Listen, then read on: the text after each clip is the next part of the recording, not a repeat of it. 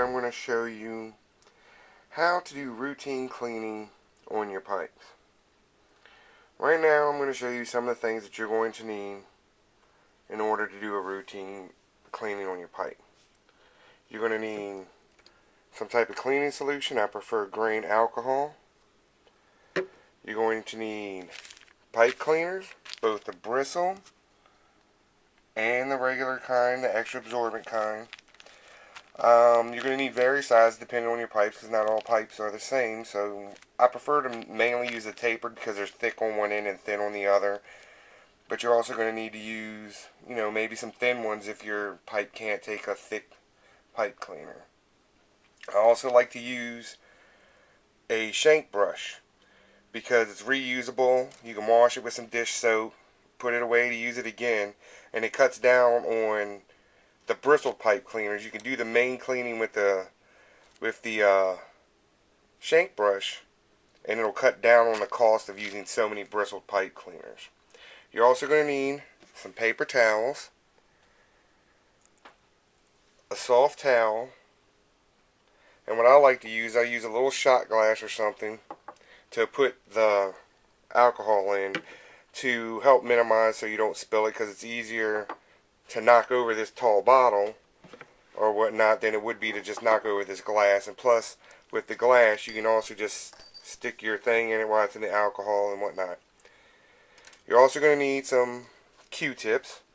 They're not necessary, but I find they work out pretty well for cleaning the rim and for also getting inside the shank of your pipe.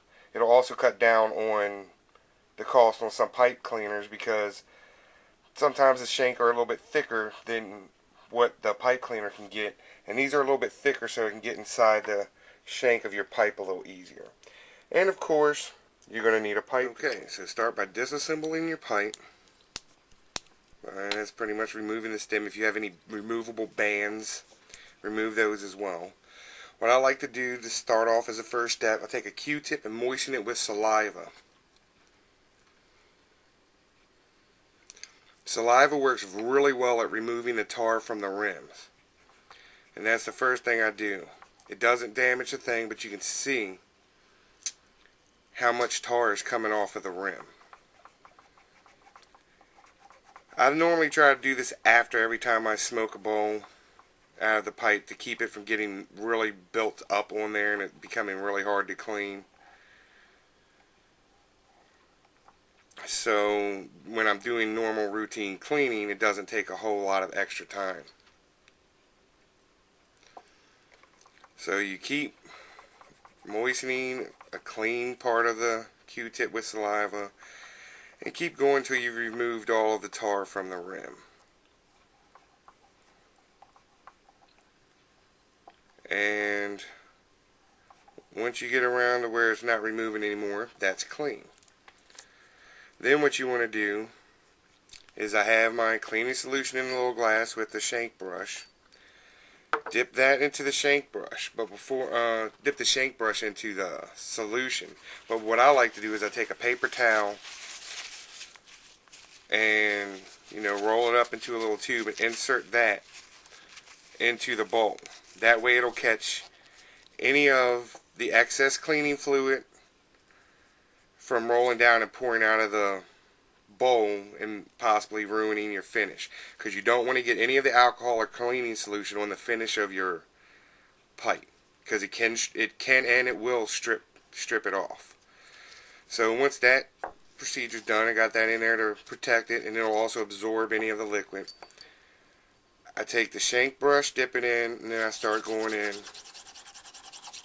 and scrubbing it.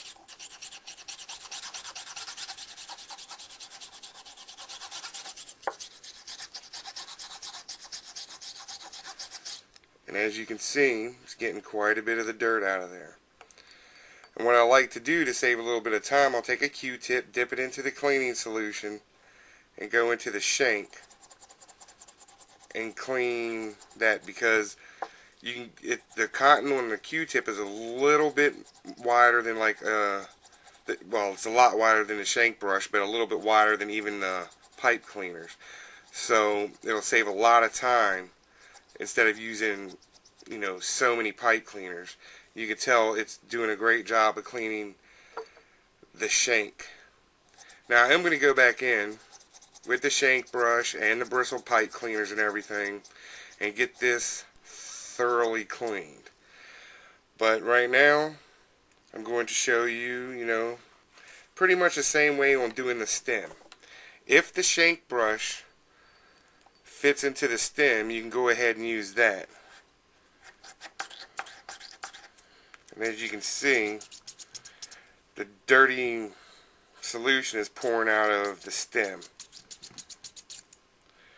So do that. If, you know, the shank brush is a little bit too thick for the stem, you can go with a bristle pipe cleaner and it'll work just as good. I just like using the shank brush to save on the cost of replacing so many bristle pipe cleaners. As you can tell, it's a little bit dirty. It's cleaning it out. You can tell from right there the dirty solution that's coming out of it. So I'm going to go ahead and finish. Remove your paper towel. As you can see, it absorbed a lot of, well, it absorbed all of the excess cleaning solution that rolled into the bowl. Now it's going to look black and stuff. Don't worry, because it did soften your cake up, but you're supposed to let your pipe rest for a few days after you clean anyway, and that's just some of the tars and buildup that's down in your pipe.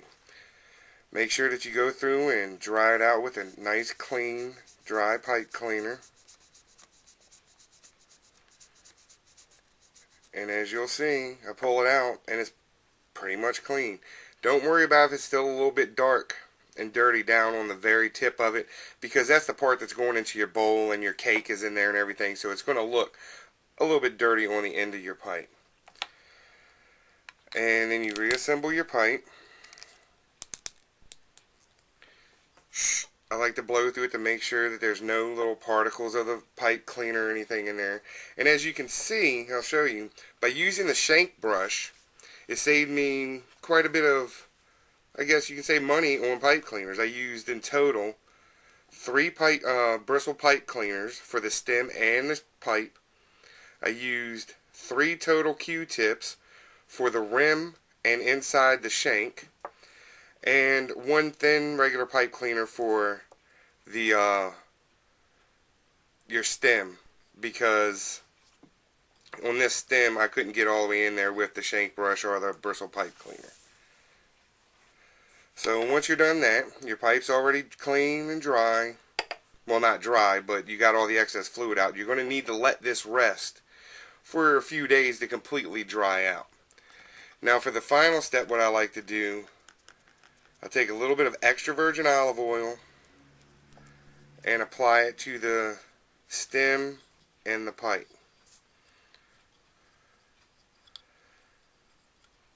A lot of people don't like to use olive oil anymore, but people have been using extra virgin olive oil in their pipes for decades, and I've never heard of anybody having any problems.